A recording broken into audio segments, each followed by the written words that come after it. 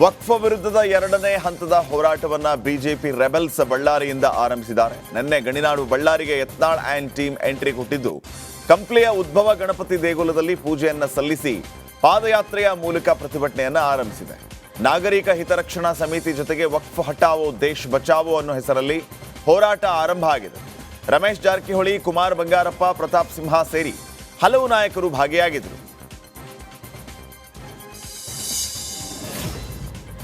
ಗುತ್ತಿಗೆದಾರ ಸಚಿನ್ ಪಾಂಚಾಳ್ ಆತ್ಮಹತ್ಯೆ ಕೇಸ್ನ ತನಿಖೆ ಚುರುಕುಗೊಂಡಿದೆ. ಡಿವೈಎಸ್ಪಿ ಸುಲೈಮಾನ್ ನೇತೃತ್ವದ ಸಿಐಡಿ ತಂಡ ಸಚಿನ್ ಕುಟುಂಬಸ್ಥರ ಹೇಳಿಕೆಗಳನ್ನು ದಾಖಲು ಮಾಡಿಕೊಂಡಿದೆ. ಸತತ 5 ಗಂಟೆಗಳ ಕಾಲ ನಿನ್ನೆ ಸಚಿನ್ ಕುಟುಂಬಸ್ಥರನ್ನ ಸಿಐಡಿ ಪೊಲೀಸರು ವಿಚಾರಣೆ ಮಾಡಿದ್ದಾರೆ. ಇವತ್ತು ಕಲಬುರಗಿಯಲ್ಲಿ ಇದೀಗ ಅಧಿಕೃತವಾಗಿ ಆದೇಶ ಹೊರಡಿಸಿದೆ. ಇವತ್ತಿನಿಂದಲೇ ಎಲ್ಲ ಸರ್ಕಾರಿ ಬಸ್ಗಳ ಟಿಕೆಟ್ ದರ ಏರಿಕೆಯಾಗಲಿದೆ. ಬೆಲೆ ಏರಿಕೆಯಿಂದ ತತ್ತರಿಸಿರುವ ಜನರಿಗೆ ಗಾಯದ ಮೇಲೆ ಬರೆ ಬಿದ್ದಂತಾಗಿದೆ. ಇನ್ನು ಬಿಎಂಟಿಸಿ, ಕೆಎಸ್ಆರ್ಟಿಸಿ ಸೇರಿ 4 ಸಾರಿಗೆ ಬಸ್ಗಳ ದರ ಏರಿಕೆಯಾಗಲಿದ್ದು, ಶೇಕಡ 15ರಷ್ಟು ಟಿಕೆಟ್ ದರ ಹೆಚ್ಚಳವಾಗಲಿದೆ. ಇನ್ನು ಎಸಿ ಬಸ್ಗಳಲ್ಲಿ ಓಡಾಡೋರಿಗೆ ಜಿಎಸ್ಟಿ ಕೂಡ ಅನ್ವಯ ಆಗುತ್ತೆ.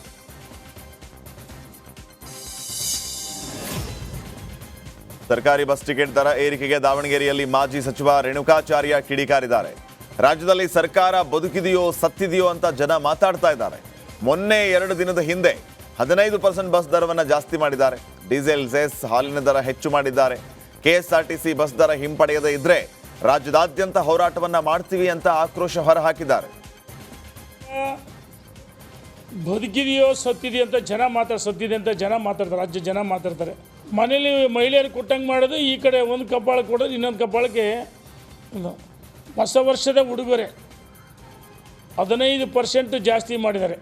ಡೀಸೆಲ್ ಬೇರೆ ರಾಜ್ಯಕ್ಕೆ ಹೋಲಿಕೆ ಮಾಡಿದರೆ ಸೆಸ್ ನಮ್ಮ ರಾಜ್ಯಕ್ಕೆ ಜಾಸ್ತಿ ಮಾಡಿದ್ದಾರೆ.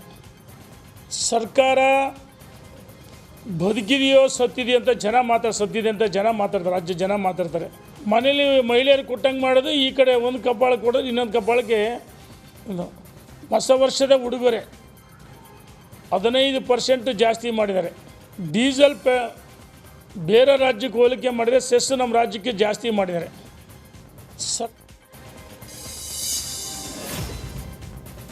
ಬಿಜೆಪಿ ರಾಜ್ಯಾಧ್ಯಕ್ಷ ವಿಜೇಂದ್ರ ವಿರುದ್ಧ ಶಿವಮೊಗ್ಗದ ಸಾಗರದಲ್ಲಿ ಶಾಸಕ ಬೇಳೂರು ಗೋಪಾಲಕೃಷ್ಣ ಗುಡುಗಿದ್ದಾರೆ. ವಿಜೇಂದ್ರಗೆ ತಾಕತ್ತಿದ್ರೆ ಕಾಂಗ್ರೆಸ್ ಸರ್ಕಾರವನ್ನು ಉರುಳಿಸಲಿ ಅಂತ ಸವಾಲ್ ಹಾಕಿದ್ದಾರೆ. ವಿಜೇಂದ್ರ ವಯಸ್ಸಿಗೆ ತಕ್ಕಂತೆ ಮಾತಾಡಬೇಕು. ಅಪ್ಪನ ದುಡ್ಡಿನಿಂದ ರಾಜ್ಯಾಧ್ಯಕ್ಷರಾಗಿದ್ದಾರೆ. ವಿಜೇಂದ್ರನಿಂದ ಸರ್ಕಾರ ಬೀಳಿಸೋಕಾಗೋದಿಲ್ಲ ಅಂತ ವಾಗ್ದಾಳಿಯನ್ನು ನಡೆಸಿದ್ದಾರೆ. ವಯಸ್ಸಿಗೆ ತಕ್ಕದ್ದು ಮಾತಾಡಲ್ಲ ಮನುಷ್ಯ. ಅದೇ ಅಪ್ಪನ ದುಡ್ಡಿತ್ತು, ಏನೋ ಅಧಿಕಾರದಲ್ಲಿ ಇವತ್ತು ರಾಜ್ಯ ಅಧ್ಯಕ್ಷರಾಗಿ ಬಂದಿದ್ದಾರೆ. ಅವರಿಗೆ ಹಿಂದೆ 16 ಜನ ತಗೊಂಡೋಗಿ ಸರ್ಕಾರ ಉಳಿಸಿದ್ದು ಇದೆಯಲ್ಲ, ಆ ಹಡಬಿ ದುಡ್ಡು ಮತ್ತೆ ಚಲಾವಣೆ ಮಾಡೋಣ ಅಂತ ನೋಡ್ತಾರೆ. ಇವತ್ತೇ ಹೇಳ್ತಾ ಇದ್ದೀನಿ, ವಿಜಯೇಂದ್ರ ತಾಕತ್ತು ಅಥವಾ ದಮ್ ಇದ್ರೆ ಅದು ನಮ್ಮ ಸರ್ಕಾರ ಉಳಿಸೋಕ್ಕಾಗತ್ತನ್ನು ಕೇಳಿ. ಸುಮ್ಮನೆ ಬಾಯಿ ಬಡ್ಕೊಳ್ಳೋದಲ್ಲ. ವಯಸ್ಸಿಗೆ ದಿವಂಗತ ಮಾಜಿ ಸಚಿವ ಚೆನ್ನಿಗಪ್ಪ ಪತ್ನಿ ಹಾಗೂ ಮಾಜಿ ಶಾಸಕ ಡಿಸಿ ಗೌರಿಶಂಕರ್ ತಾಯಿ ಜಿಎಚ್ ಸಿದ್ದಗಂಗಮ್ಮ ನಿನ್ನೆ ಸಂಜೆ ಬೆಂಗಳೂರಿನ ಸಾಗರ್ ಆಸ್ಪತ್ರೆಯಲ್ಲಿ ನಿಧನರಾಗಿದ್ದಾರೆ. ಅನಾರೋಗ್ಯದಿಂದ ಆಸ್ಪತ್ರೆಯಲ್ಲಿ ಚಿಕಿತ್ಸೆಯನ್ನ ಪಡಿತಾ ಇದ್ದ 80 ವರ್ಷದ ಸಿದ್ದಗಂಗಮ್ಮ ಚಿಕಿತ್ಸೆ ಫಲಕಾರಿ ಆಗದೆ ಕೊನೆಯುಸಿರೆಳೆದಿದ್ದಾರೆ. ಇವತ್ತು ಮಧ್ಯಾಹ್ನ 3 ಗಂಟೆಗೆ ನೆಲಮಂಗಲ ತಾಲೂಕಿನ ತ್ಯಾಮಗೊಂಡ್ಲು ಬಳಿಯ ಬೈರನಾಯಕನಹಳ್ಳಿಯಲ್ಲಿ ಅಂತ್ಯ ಸಂಸ್ಕಾರ ನಡೆಯಲಿದೆ. ಕೋಲಾರ ಜಿಲ್ಲೆಯ ಮುಳುಬಾಗಿಲಲ್ಲಿ ಅರಣ್ಯಾಧಿಕಾರಿಗಳು ಕುರ್ಚಿಗಾಗಿ ಕಿತ್ತಾಡಿಕೊಂಡಿದ್ದಾರೆ. ಮುಳುಬಾಗಿಲು ಆರ್ಎಫ್ಒ ಆಗಿ ಶಾಲಿನಿ ಅವರಿಗೆ ವರ್ಗಾವಣೆ ಮಾಡಿ ಸರ್ಕಾರ ಆದೇಶ ಮಾಡಿತ್ತು.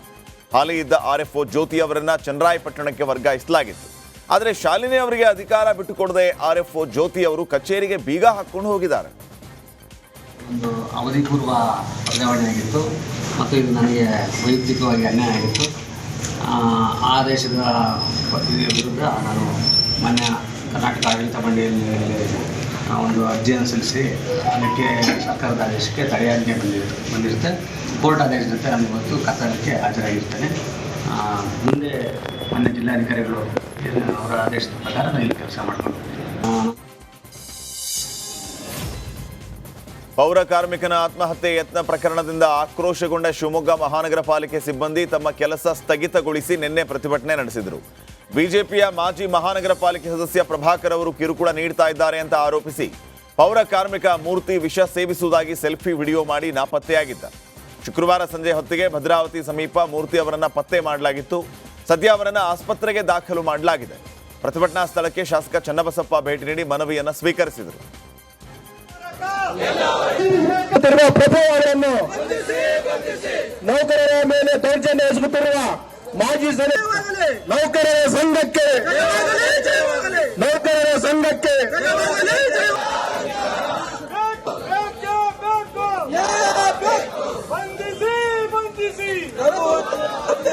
ಹೋರಾಟ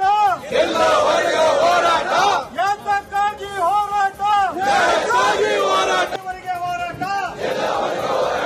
ಇಲ್ಲಿವರೆಗೆ ಹೋರಾಟ ಬಂಧಿಸಿ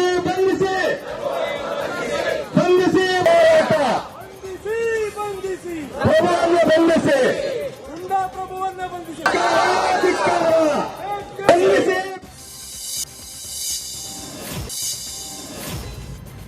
ಸಾರ್ವಜನಿಕ ಶಿಕ್ಷಣ ಇಲಾಖೆಯ ಉಪನಿರ್ದೇಶಕರ ಕಚೇರಿಯ ಮೇಲೆ ಲೋಕಾಯುಕ್ತ ದಾಳಿ ನಡೆಸಿದೆ. ಈ ವೇಳೆ ಸಾರ್ವಜನಿಕ ಶಿಕ್ಷಣ ಇಲಾಖೆಯ ಸೂಪರಿಂಟೆಂಡೆಂಟ್ ವೇಣುಗೋಪಾಲ್ ಲೋಕಾಯುಕ್ತ ಬಲೆಗೆ ಬಿದ್ದಿದ್ದಾರೆ. ವೇಣುಗೋಪಾಲ್ ವರ್ಗಾವಣೆಗೆ ಸಂಬಂಧಪಟ್ಟಂತೆ 40,000 ರೂಪಾಯಿ ಲಂಚಕ್ಕೆ ಬೇಡಿಕೆ ಇಟ್ಟಿದ್ರು. ಲಂಚ ಸ್ವೀಕರಿಸ್ತಾ ಇದ್ದ ವೇಳೆ ರೆಡ್ ಹ್ಯಾಂಡ್ ಆಗಿ ಸಿಕ್ಬಿದ್ದಿದ್ದಾರೆ. ಲೋಕಾಯುಕ್ತ ಸಿಪಿಐ ಶಿಲ್ಪಾ ಮತ್ತು ಬಾಲು ಅವರ ತಂಡದಿಂದ ದಾಳಿ ನಡೆಸಲಾಗಿದ್ದು ಸೂಪರಿಂಟೆಂಡೆಂಟ್ ವೇಣುಗೋಪಾಲ್ ಅವರನ್ನು ವಶಕ್ಕೆ ಪಡೆಯಲಾಗಿದೆ. ಚಿಕ್ಕಮಗಳೂರಿನ ಮೂಡಿಗೆರೆಯಲ್ಲಿ ದಲಿತ ಸಂಘಟನೆಗಳ ನೇತೃತ್ವದಲ್ಲಿ ಭೀಮಾ ಕೋರೆಗಾಂವ್ ವಿಜಯೋತ್ಸವ ನಡೆಸಲಾಯಿತು. ಮೆರವಣಿಗೆ ಮಧ್ಯೆ ಮೂಡಿಗೆರೆ ಲಯನ್ಸ್ ವೃತ್ತದಲ್ಲಿ ಅಂಬೇಡ್ಕರ್ ಪುತ್ಥಳಿ ಸ್ಥಾಪನೆ ಮಾಡಲಾಗಿತ್ತು. ಪಟ್ಟಣ ಪಂಚಾಯಿತಿಯಿಂದ ಅನುಮತಿ ಪಡೆಯದೆ ಏಕಾಏಕಿ ಪುತ್ಥಳಿ ಪ್ರತಿಷ್ಠಾಪಿಸಿದ ಹಿನ್ನೆಲೆ ಅಧಿಕಾರಿಗಳಿಂದ ಪುತ್ಥಳಿ ತೆರವುಗೊಳಿಸಿದರು. ಈ ವೇಳೆ ದಲಿತ ಸಂಘಟನೆಗಳು ಹಾಗೂ ಪೊಲೀಸರು ಪಟ್ಟಣ ಪಂಚಾಯಿತಿ ಅಧಿಕಾರಿಗಳ ನಡುವೆ ಮಾತಿನ ಚಕಮಕಿ ನಡೆಯಿತು. ಚಿಕ್ಕಮಗಳೂರಿನ ಹೆಸಗೋಡು ಗ್ರಾಮದಲ್ಲಿ ನಡೆದಿದೆ. ಕಡಬೆಯ ಮರಿ ಆಡುತ್ತಿದ್ದ ವೇಳೆ ಶ್ವಾನಗಳು ದಾಳಿಗೆ ಮುಂದಾಗಿದೆ. ಈ ವೇಳೆ ಸ್ಥಳದಲ್ಲಿದ್ದ ಗ್ರಾಮಸ್ಥರು ಕಡಬೆ ಮರಿಯನ್ನ ರಕ್ಷಿಸಿದ್ದಾರೆ. ನಂತರ ಗ್ರಾಮಸ್ಥರ ಸಮ್ಮುಖದಲ್ಲಿ ಕಡಬೆಯನ್ನ ಅರಣ್ಯ ಇಲಾಖೆಗೆ ಹಸ್ತಾಂತರಿಸಲಾಗಿದೆ.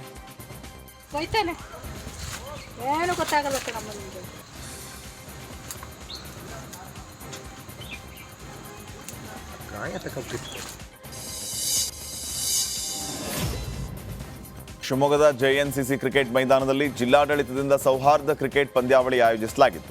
ಈ ವೇಳೆ ಜಿಲ್ಲಾಧಿಕಾರಿ ಗುರುದತ್ತ ಹೆಗಡೆ ಕ್ರಿಕೆಟ್ ಆಡುವ ಮೂಲಕ ಚಾಲನೆ ನೀಡಿದರು. ಈ ವೇಳೆ ಮಾತನಾಡಿದ ಅವರು, ಶಿವಮೊಗ್ಗದ ವಿವಿಧ ಇಲಾಖೆಗಳು, ಸಾರ್ವಜನಿಕ ಕ್ಷೇತ್ರದಲ್ಲಿರುವ ಸಂಘ ಸಂಸ್ಥೆಗಳು ಕ್ರೀಡಾಕೂಟದಲ್ಲಿ ಭಾಗವಹಿಸಬೇಕು. ಆಗ ಪರಸ್ಪರ ಬಾಂಧವ್ಯ ಬೆಸೆಯುತ್ತೆ ಅಂತ ಹೇಳಿದರು. ಕ್ರೀಡಾಕೂಟದಲ್ಲಿ ಒಟ್ಟು 20 ತಂಡಗಳು ಭಾಗವಹಿಸಿತ್ತು.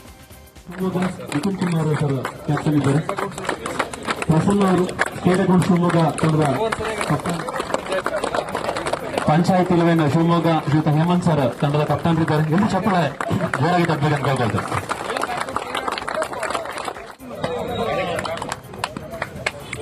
ಹನುಮಂತಪ್ಪ ಸರ್ ಇದ್ದಾರೆ, ಡಾಕ್ಟರ್ ಹನುಮಂತಪ್ಪ ಸರ್ ಅವರು ಕೂಡ ಹಲವು ರೀತಿಯಲ್ಲಿ ಸಹಕಾರ ಕೊಟ್ಟಿದ್ದಾರೆ. ಇವತ್ತೆಲ್ಲರೂ ಕೂಡ ಲಿಂಗರಾಜ್ ಸರ್ ಇದ್ದಾರೆ, ಎಲ್ಲ ಅನೇಕ ಹಿರಿಯ ಅಧಿಕಾರಿಗಳಿದ್ದೀರಾ. ಎಲ್ಲರೂ ಕೂಡ ಈ ಒಂದು